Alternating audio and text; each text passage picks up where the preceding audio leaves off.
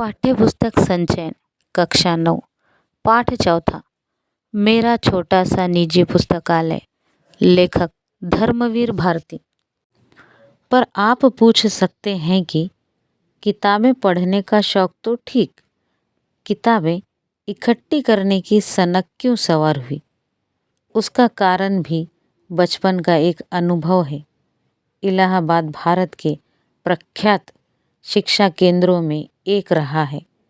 East India द्वारा स्थापित public library से लेकर महामना मदन मोहन मालवीय द्वारा स्थापित भारती भवन तक विश्वविद्यालय की लाइब्रेरी तथा अनेक कॉलेजों की लाइब्रेरियां तो है ही। लगभग हर मोहल्ले में एक अलग लाइब्रेरी। वहाँ हाई कोर्ट है अथवा वकीलों की निजी लाइब्रेरियां, अध्यापकों की निजी लाइब्रेरियां। अपनी लाइब्रेरी वैसी कभी होगी यह तो स्वप्न में भी नहीं सोच सकता था। पर अपने मोहल्ले में एक लाइब्रेरी थी, हरि भवन। स्कूल से छुट्टी मिली कि मैं उसमें जाकर जम जाता था। पिता दिवंगत हो चुके थे। लाइब्रेरी का चंदा चुकाने का पैसा नहीं था अथवा वहीं बैठकर किताबें निकलवा कर पढ़ता रहता था। उन दिनों हिंदी में विश्व साहित्य विशेषकर उपन्यासों के खूब अनुवाद हो रहे थे। मुझे उन अनुदित उपन्यासों को पढ़कर बड़ा सुख मिलता था। अपने छोटे से हरि भवन में खूब उपन्यास थे। वहीं परिचय हुआ बंकिम चंद्र चट्टोपाध्याय की दुर्गेश नंदिनी, कपाल कुंडला और आनंद मठ से टॉल्स्टॉय की अन्ना करेनिना, विक्टर ह्यूगो का पेरिस का कुबड़ा, हंचबैक ऑफ नात्रेदाम, गोर्की की मदर, अलेक्जेंडर कुपरिन का गाड़ी वालों का कटरा, यामा द पिट और सबसे मनोरंजक सर्वरीज का विचित्रवीर यानी डॉन क्विक्सोट।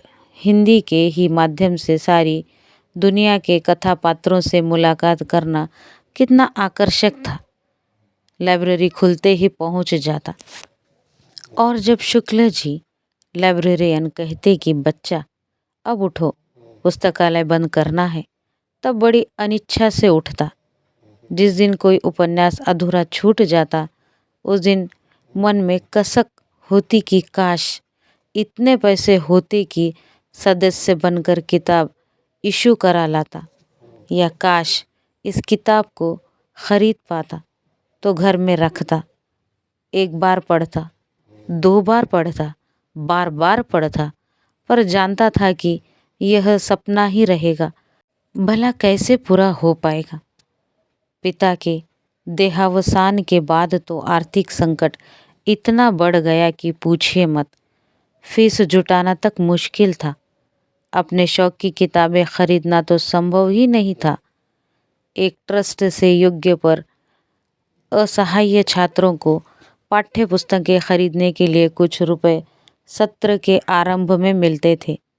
उनसे प्रमुख पाठ्य पुस्तकें सेकंड हैंड खरीदता था। बाकी अपने सहपाठियों से लेकर पढ़ता और नोट्स बना लेता। उन दिनों परीक्षा के बाद छात्र अपनी पुरानी पाठ्य पुस्तकें आधे दाम में बेच देते और उसमें आने वाले नए लेकिन उसे विपन्न छात्र खरीद लेते। इसी तरह काम चलता। लेकिन फिर भी मैंने जीवन की पहली साहित्यिक पुस्तक अपने पैसों से कैसे खरीदी यह आज तक याद है। उस साल इंटरमीडिएट पास किया था। पुरानी पाठ्य पुस्तकें बेचकर बीए की पाठ्य पुस्तकें लेने एक सेकंड हैंड बुक शॉप पर गया।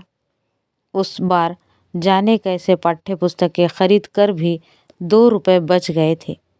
सामने के सिनेमा घर में देवदास लगा था। न्यू थिएटर्स वाला, बहुत चर्चा थी उसकी। लेकिन मेरी माँ को सिनेमा देखना बिल्कुल नापसंद था। उसी से बच्चे बिगड़ते हैं। लेकिन उसके गाने सिनेमा गृह से बाहर बजते थे। उसमें सहगल का एक गाना था, दुख के दिन अब बीतत नाही, उसे अक्सर गुनगुनाता रहता था। कभी कभी गुनगुनाते आंखों में आंसू आ जाते थे, जाने क्यों। एक दिन माँ ने सुना, माँ का दिल तो आखिर माँ का दिल। एक दिन बोली, दुख के दिन बीत जाएंगे बेटा, दिल इतना छोटा क्यों करता है, धीरज से काम ले। जब उन्हें मालूम हुआ कि यह तो फिल्म देवदास का गाना है, तो सिनेमा की घोर विरोधी माँ ने कहा, अपना मन क्यों मारता है, जाकर पिक्चर देख आ, पैसे मैं दे दूंगी। मैंने माँ को बताया कि किताबें बेचकर 2 रुपए मेरे पास बचे हैं। वे 2 रुपए लेकर माँ की सहमति से फिल्म देखने गया। पहला शो छूटने में देर थी। पास में अपनी परिचित किताब की दुकान थी, वहीं चक्कर लगाने लगा। सहसा देखा काउंटर पर एक पुस्तक रखी है, देवदास, लेखक शरत चंद्र चट्टोपाध्याय, दाम केवल 1 रुपया। मैंने पुस्तक उठाकर उल्टी पलटी तो पुस्तक विक्रेता बोला, तुम विद्यार्थी हो, यहीं अपनी पुरानी किताबें बेचते हो, हमारे पुराने ग्राहक हो, तुमसे अपना कमीशन नहीं लूँगा, केवल 10 आने में यह किताब दे दूँगा। मेरा मन पलट गया। कौन देखे 1.5 रुपए में पिक्चर। 10 आने में देवदास खरीदी। जल्दी जल्दी घर लौट आया और 2 रुपए में से बचे 1 रुपया 6 आना माँ के हाथ में रख दिए। अरे तू लौट कैसे आया, पिक्चर नहीं देखी, माँ ने पूछा। नहीं माँ, फिल्म नहीं देखी, यह किताब ले आया देखो। माँ की आंखों में आंसू आ गए। खुशी के थे या दुख के, यह नहीं मालूम। वह मेरे अपने पैसों से खरीदी मेरी अपनी निजी लाइब्रेरी की पहली किताब थी। आज जब अपने पुस्तक संकलन पर नज़र डालता हूँ, जिसमें हिंदी अंग्रेजी के उपन्यास, नाटक, कथा संकलन, जीवनियाँ, संस्मरण, इतिहास, कला, पुरातत्व, राजनीति की हज़ारहा पुस्तकें हैं, तब कितनी शिद्दत से याद आती है अपनी वह पहली पुस्तक की खरीदारी। Rainer Maria Rilke, Stefan Zweig, Maupassant, Chekhov, Tolstoy, Dostoevsky, Mayakovsky, Solzhenitsyn, Stephen Spender, Auden Ezra Pound, Eugene O'Neill, Jean Paul Sartre, Albert Camus, Ionesco के साथ Picasso, Bruegel, Rembrandt, Hebbar, Husain तथा हिंदी में कबीर, तुलसी, सूर, सरखान, जायसी, प्रेमचंद, पंत, निराला, महादेवी और जाने कितने लेखकों, चिंतकों की इन कृतियों के बीच अपने को कितना भरा भरा महसूस करता हूँ। मराठी के वरिष्ठ कवि विंदा करंदीकर ने कितना सच कहा था उस दिन। मेरा ऑपरेशन सफल होने के बाद वे देखने आए थे।